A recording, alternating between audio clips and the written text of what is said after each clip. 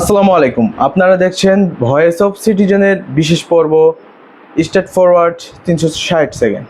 এই 360 সেকেন্ড জুড়ে আমি থাকছি সিয়াম আহমেদ। আজকে আমাদের অতিথি হিসেবে রয়েছেন ঝিনাইগাতীর উদীয়মান স্বেচ্ছাসেবক, শিক্ষক এবং সমাজকর্মী ফয়জুল হাসান।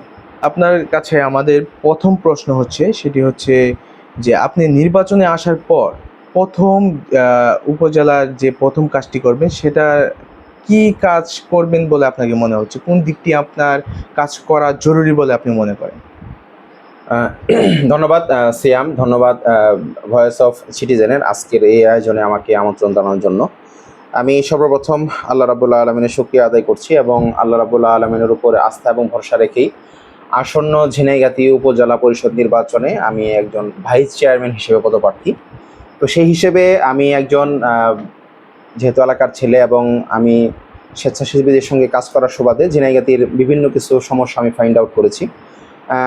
আমি আমার অবস্থান থেকে যদি ক্লিয়ার করি, ভাইস চেয়ারম্যান পদটি হলো এটা উপজেলা চেয়ারম্যানের একজন সহকারী হিসেবে যিনি থাকেন এবং যার দায়িত্ব থাকে উপজেলার বিভিন্ন গুরুত্বপূর্ণ যে সমস্ত দপ্তর অধিদপ্তরগুলো রয়েছে তাদের সঙ্গে সমন্বয় করা এবং বিভিন্ন গুরুত্বপূর্ণ মিটিংয়ে হয়তোবা চেয়ারম্যানের অনুপস্থিতিতে অথবা অনারিয়াম দায়িত্বে তিনি সেই বৈঠকের সভাপতিত্বের দায়িত্ব পালন করবেন।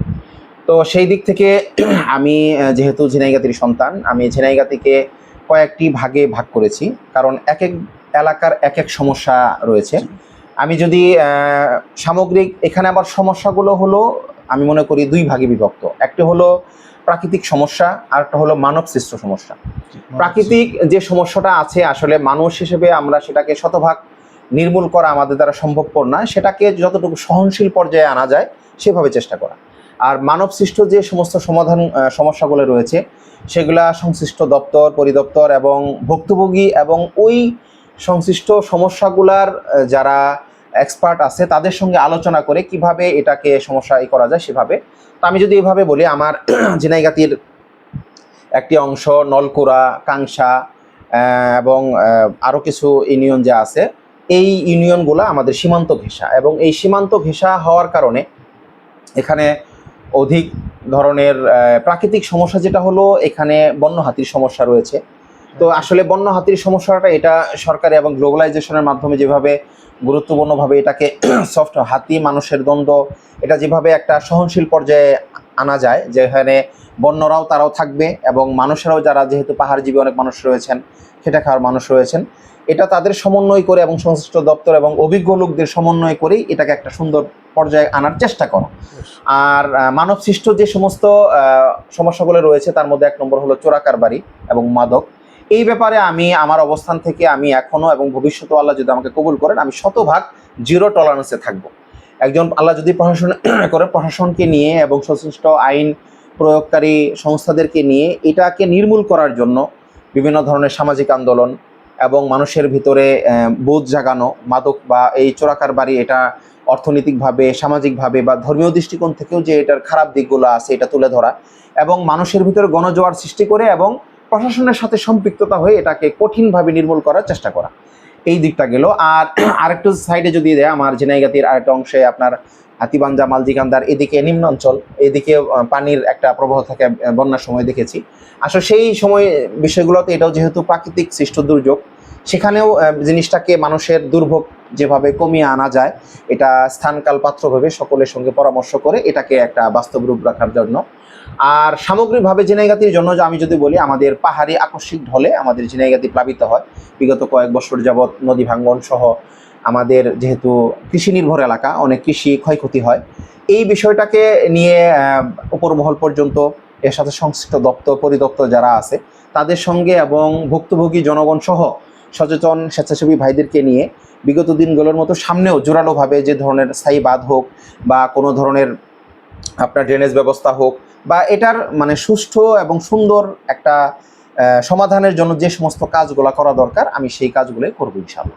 আপনি নির্বাচনে জেতার পর জনগণের আপনার কাছে জবাবদিহিতার যে একটা বিষয় আছে সেটা আপনার কাছে কিভাবে তারা এটা আদায় করে নেবে? আচ্ছা, আমি শুরু থেকেই যেহেতু স্বেচ্ছাসেবকের সঙ্গে সম্পৃক্ত আছি, সেই আনুপাতিক হারে ঝিনাইগাতি উপজেলার প্রত্যেকটি ওয়ার্ডে, প্রত্যেকটি মহল্লা, ইউনিয়নে আমার পরিচিত লোকজন রয়েছে, স্বেচ্ছাসেবী যারা রয়েছে।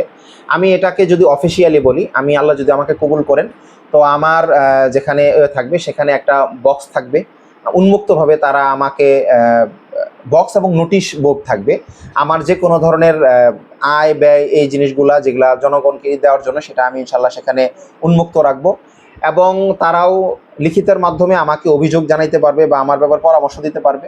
এবং অনলাইনে যেহেতু একটা উন্মুক্ত প্ল্যাটফর্ম, আমি অনলাইনে নিয়মিত অ্যাক্টিভ থাকি, অনলাইনের মাধ্যমেও তারা আমার সঙ্গে সরাসরি সম্পৃক্ত হবে। এবং এর চেয়ে বড় কথা হলো, যে সমস্ত স্বেচ্ছাসেবী ভাইগণ আছেন তারা আমাকে উন্মুক্তভাবে যে কোনো সময় যে কোনো জিনিস জানতে পারে। এবং এর বাহিরেও আমার ব্যক্তিগত আরেকটি রয়েছে, আল্লাহ আমাকে কবুল করলে আমার নির্দিষ্ট অফিস টাইমের পরে গিয়ে আমি আমার উপজেলার 7টা ইউনিয়নকে একটা টাইমলি ভাগ করে আমি প্রতিনিয়ত সেখানে একটা টাইম স্পেন্ড করব, যেন জনগণ আমাকে সরাসরি তাদের যে কোনো ভালো মন্দ সুবিধা অসুবিধা আমাকে জানাতে পারে বা আমার কাছে তারা জেনে নিতে পারে। এখন পর্যন্ত আমার পরিকল্পনা এই। এখন আপনার এই পর্যটন কেন্দ্রকে বিশ্ব দরবারে উপস্থাপন করার জন্য কি কি পদক্ষেপ গ্রহণ করবেন বলে আপনি মনে করছেন? আছে আমাদের গজনী অবকাশ এটা সরকারের একটি অর্থকরী একটা প্রতিষ্ঠান বলে মনে করি। এখান থেকে সরকার অনেক টাকা গভর্নমেন্ট ট্যাক্স পায়, ভ্যাট ট্যাক্স পায় বিভিন্ন ইয়ার মাধ্যমে। তো এখন প্রথম যে কথাটা আসছে আমাদের গজনী অবকাশের বিভিন্ন ধরনের অপরাধমূলক কর্মকাণ্ড, আসলে এটাকে শতভাগ নির্মূল করার জন্য আইন শৃঙ্খলা বাহিনীর এবং সংশ্লিষ্ট যে সমস্ত উপজেলা জেলা প্রশাসন আছে তাদেরকে তদারকি বাড়ানোর জন্য সচেষ্ট থাকব। আর ব্যক্তিগতভাবে যেহেতু আমি নিজেও অত্র এলাকার সন্তান, আমি চাই আমার এলাকার পর্যটন উন্নত হোক, বিকশিত হোক এবং বিশ্ব দরবারে আলাদা একটা আমরা জায়গা করে নেই। সেই হিসেবে অনুযায়ী এটাকে আরও আধুনিকীকরণ এবং এটাকে আরও চিত্তাকর্ষক করার জন্য সংশ্লিষ্ট উপজেলা এবং যে সমস্ত কর্মকর্তাগণ রয়েছে তাদের সঙ্গে আমি নিয়মিত যোগাযোগ রাখবো। আর চুরি ছিনতাই বিষয়টা আমি এখানেও বলবো, এখানেও কিছু যারা পর্যটকরা আসেন তারাও কিছুটা নিয়ম ভঙ্গ করেন, যদিও আসলে তারা নিয়ম ভঙ্গ করার বিষয়টা হলো আমাদের গজনী অবকাশে যে সমস্ত প্রশাসনের ভাইরা থাকেন নির্দিষ্ট বোর্ড বা নির্দিষ্ট জানিয়ে দেওয়া হয় যে কিছু জায়গায় এই জায়গাগুলো যেহেতু এখানে আপনার রিজার্ভ ফরেস্ট বা পাশে আমাদের সীমান্তবর্তী এলাকা, কিছু জায়গায় যাওয়ার বিধিনিষেধ থাকে।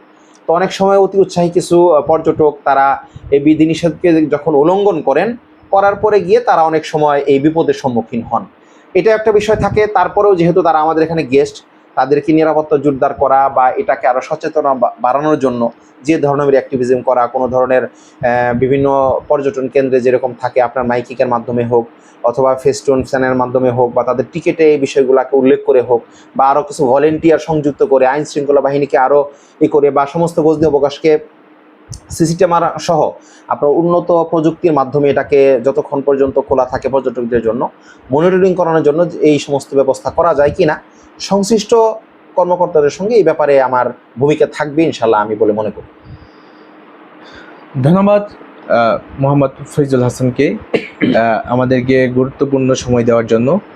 আপনারা এতক্ষণ দেখছিলেন ভয়েস অফ সিটিজেনের বিশেষ পর্ব স্ট্রেট ফরওয়ার্ড 360 সেকেন্ড।